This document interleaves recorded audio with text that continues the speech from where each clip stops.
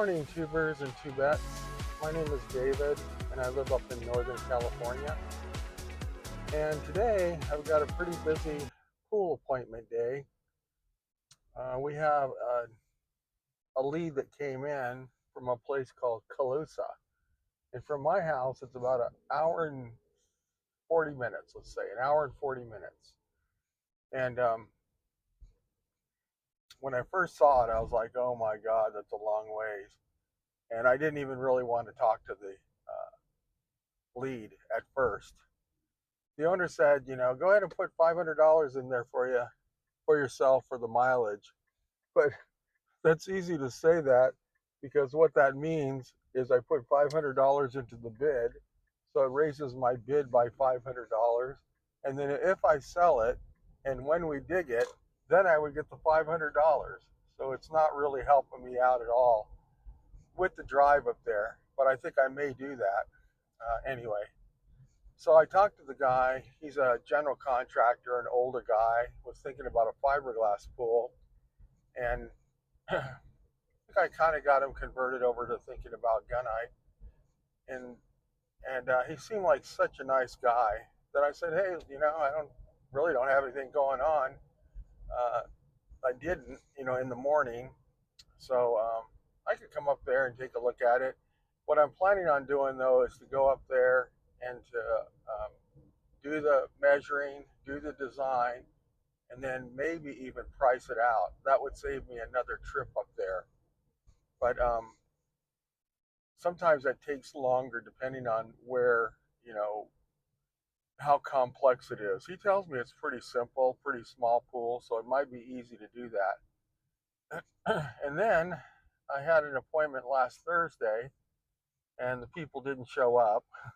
They wanted me to wait, I don't know, like an hour and a half or something. I go, I can't wait, because it was at the end of the day, and I was exhausted as it was. So I just went home and set up another appointment, but that appointment is tonight at 6 o'clock. So I'm meeting this one guy up in Colusa at 12 o'clock, and then I've got, it's a 2-hour drive, back to Rancho Cordova, where my second appointment is, but I've got about 4 hours in between there to burn. So, or at least 3 hours. So I got some things I'm going to try to do with my cars, some parts I'm going to try to look up, some things I was interested in. So I may end up picking those things up. Things have been going pretty good. I'm still at 11 pools for the year. Sold one this month, and the month is going to end here in a couple of days. So last month I sold 4. This month I sold 1. I've done not a lot of estimates, but I've done a few estimates, and one of them might come back to me. We've been going back and forth. And another one, I'm going to see them on Wednesday. And I think it's Wednesday. Yeah, Wednesday. And that's a possible sign up, but they just don't seem like they're in that big of a rush. I think they're still getting their financing and stuff together. And they're up in a town called Folsom. Now it's really weird, because I did sell one in Folsom, and you like to tell people, 4 to 6 weeks to get the permit. But the city of Folsom is doing a changeover on their software, and they just completely shut down their building department, just shut it down. And so I think they just opened it back up. But other companies that are doing more construction in that town were telling customers, 10 weeks to get a permit. That's 2.5 months. And for us, I was still saying 4 to 6 weeks, which is normal. And it looks like they just opened up, so it might not be that far off the 4 to 6 weeks. You really got to be careful what you say, because you start saying 10 weeks, or we have a couple of companies that are saying, oh, it's not going to be built this year. You can say that if you want. Maybe that's true with their companies, but you're not going to get very many sales if you say that. You have to try to be positive and then try to push it. The one that I did sell was in Granite Bay, which is, again, not an area that I normally go to, but she's a Bay Area lady that came up and wants a swimming pool. So I designed something really nice with a jacuzzi and a lot of rocks and stuff. And then now she wants to. I was talking to her about a courtyard because one of her biggest issues is the road behind her is making a lot of sound.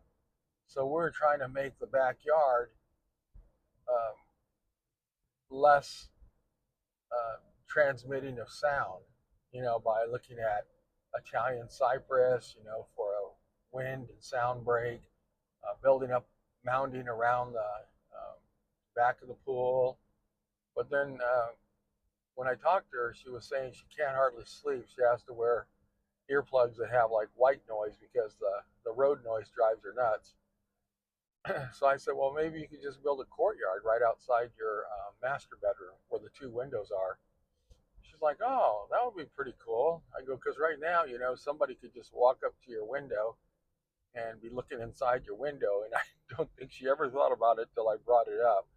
She was like, oh my gosh, I never thought about that. I go, well, we could build a courtyard around here in block, stucco finish it, fill the block with grout, which is just sand and cement, and that will help soundproof it a lot. And then put some 90-degree angles in it so that it kind of throws the sound off as it's hitting the wall.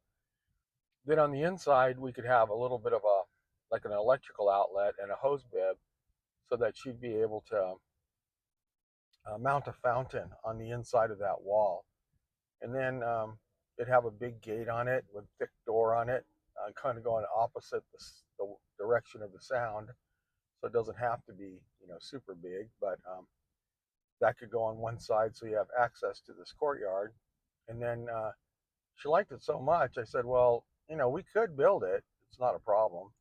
But she doesn't even know how to explain it. And, she's concerned about it not being drawn out or anything. So I said, well, if you want me to, I can come back up there. We'll set up a time and then I'll draw it all up. So I will do that. And then I'll take it into the office and get a bid on it so that we can move forward with it. I got some kind of disturbing news though from my job superintendent. He's actually was digging a pool for me up in Auburn, that rock job that we have. And I think it went pretty well. Yesterday was the first day. But he got a call from the owner's wife, and the owner is like maybe 82 or 83.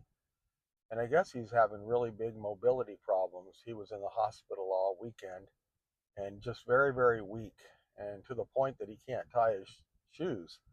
I was like, oh no, because I'm dealing with that now with my uncles. I have three uncles that are in their 80s and my mother in law. So I know how this goes, especially if you start falling. So I said, well, yeah, that's kind of scary. But his son is actually running it now. We don't have a high confidence level in the son, but he does get stuff done. But definitely not cut from the same mold as his father. But his father is, slowly going down, down, down. So the father's not even the same person that hired me, 29 years ago. So anyway, it's sad, but I guess that's part of life. We keep going, and we have another salesman that works with us that's almost 80, and another one that's 75, and I'm 67. So my goal is to keep working and doing this, whether it's with this company or I may have to shift to another company. But we'll see how the son takes over. If his father is really as bad as they're saying, he may have to take over more and maybe take over the company this year. So we'll see how that goes. So anyway, just want to let you know what's going on in my California pool designer life and some of the things that I'm having to deal with. And I'm going to sign off now, but I'll talk to you soon. Thank you for listening, and have a great day.